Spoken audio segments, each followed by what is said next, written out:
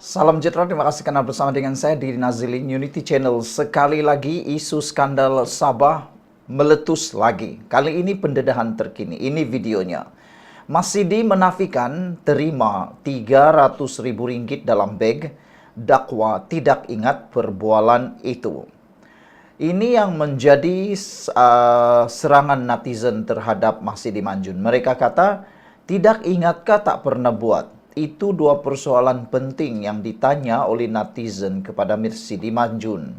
Mereka bertanya, benarkah tidak ingat atau tiada perbualan itu? Itu yang coba didapatkan oleh netizen. Sejauh mana terlibatnya Mas Sidi menafikan. Beliau menafikan menerima Rp300.000 dalam beg. Dakwa tidak ingat perbualan itu. Menteri Keuangan Negeri Sabah, Mas Sidi Manjun dan pegawai khasnya hari ini menafikan dakwaan seorang pemberi maklumat bahwa kedua-dua mereka menerima sejumlah wang yang ditawarkan sebagai rasuah untuk menyokong permohonan mendapatkan lesen penerokaan mineral. Pemberi maklumat itu yang juga seorang ahli perniagaan hari ini mendedahkan 7 rakaman penuh perbualannya dengan beberapa adun mengenai perbincangan tersebut. Antaranya dikatakan diadakan di pejabat Mas Sidi pada 11 Januari lalu yang membabitkan sejumlah Rp300.000 dikatakan sebagai bahagian wang yang diserahkan daripada jumlah penuh Rp3 juta. Saya tidak ingat perbualan itu, kata Mas Sidi Manjun. Apa yang saya ingat ialah pemberi maklumat menawarkan untuk menderma kepada parti dan saya menjawab, tidak ada keperluan untuk dia berbuat demikian, kata Setiausaha Agung Gabungan Rakyat Sabah GRS itu kepada Malaysia Kini. Berdasarkan video itu, Mas Sidi semasa perbualan tersebut bersetuju dengan pemberi maklumat bahwa isu lesen harus diketepikan buat sementara waktu kerana projek pelombongan telah menjadi kontroversi. Pihak pendakwa atau pihak pembangkang bising, kamu senyap dulu, jangan kelam kabut. Ketua Menteri kena bantai kiri kanan, katanya lagi.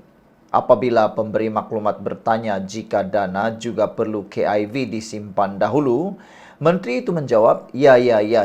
KIV dulu, jangan ambil risiko, katanya. Pemberi maklumat itu kemudiannya memberitahu Mas Sidi bahwa dia telah menyerahkan Rp300.000 pertama. Mengulas lanjut, Mas Sidi berkata dia mengalu-alukan sebarang siasatan berhubung dakwaan tersebut. Saya akan beri kerjasama penuh kepada pihak berkuasa. Saya terkejut bagaimana sesetengah orang boleh bersusah payah untuk memburukkan orang lain dengan pembohongan dan pembunuhan watak, kata adun karanaan itu. Dalam video sama, pemberi maklumat itu mendedahkan dia juga berjumpa dengan pembantu menteri tersebut yang mengesahkan bahwa Rp300.000 telah diberikan kepada Mas Sidi. Saya janji beri 3 juta kepada menteri untuk lesen penerokaan ini. Saya sudah buat bayaran pertama Rp300.000. Jadi bakinya 2,7 juta lagi. Kamu ada di pejabat menteri waktu saya bagi beg berisi wang itu. Saya serah pada menteri, katanya, dan pembantu itu mengiyakannya. Bagaimanapun, Johari Suhaimin ketika dihubungi hari ini menyifatkan dakwaan tersebut sebagai fitnah keji. Itu fitnah. Bagi saya itu fitnah, tiada pengesahan apa-apa. Ini seperti plot yang dicipta untuk pemberi maklumat bercerita untuk memberitahu tentang Rp300.000, katanya. Saya tidak nampak apa-apa yang diberikan. Saya tidak nampak apa-apa, katanya kepada Malaysia Kini. Dia juga mendakwa bahwa video penuh yang dikeluarkan hari ini telah diedit dan tidak menceritakan kisah sebenar. Saya serahkan kepada SPRM untuk menyiasat kerana ini jelas fitnah. Bulan lalu, SPRM mula menyiasat dakwaan rasuah terhadap adun Sabah yang turut membabitkan Ketua Menteri Haji Jinor selepas pemberi maklumat tersebut yang mengaku menawarkan rasuah mendedahkan 8 rakaman sebagai pertukaran untuk mendapatkan perlindungan. Saudara, apa pula komen anda untuk isu kali ini? Isunya makin panas, makin luar biasa.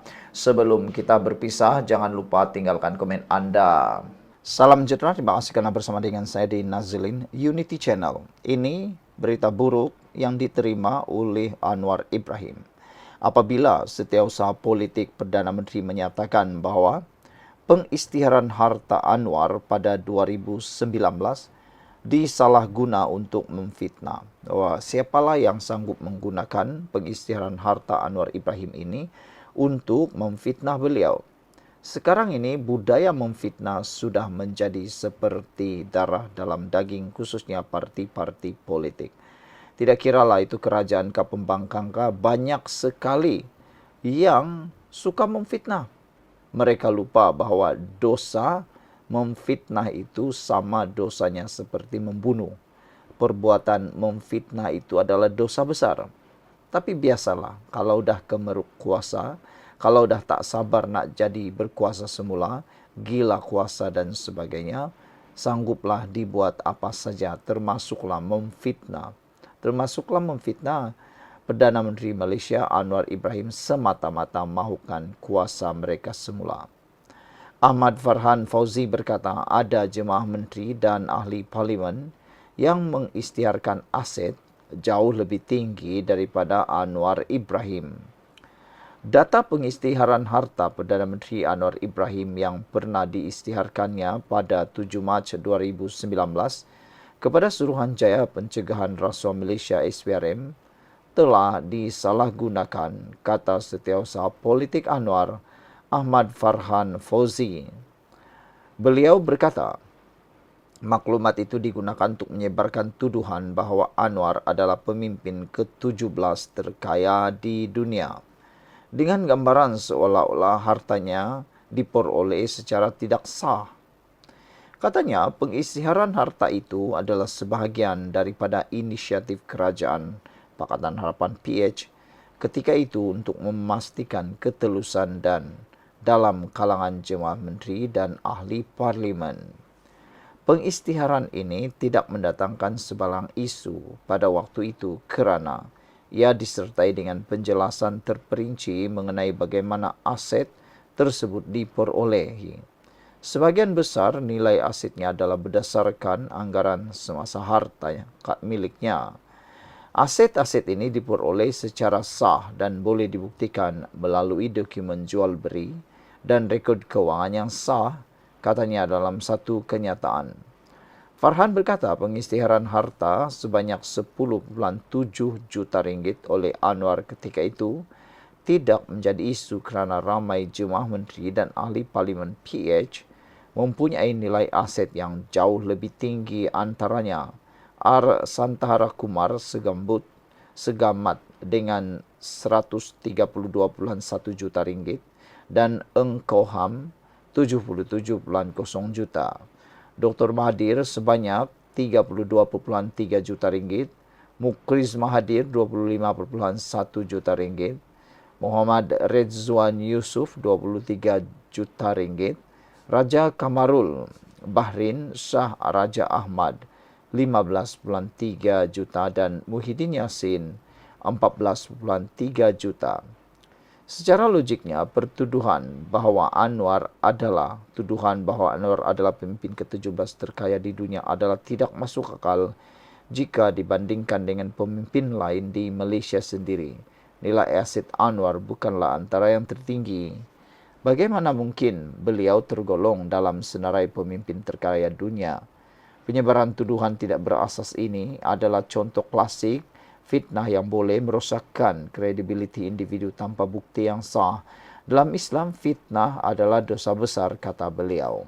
Beliau berkata demikian, tindakan menyebarkan maklumat tanpa menyiasat kebenarannya tidak hanya mencemarkan nama baik individu, tetapi juga meruntuhkan kepercayaan masyarakat terhadap sistem politik dan institut negara.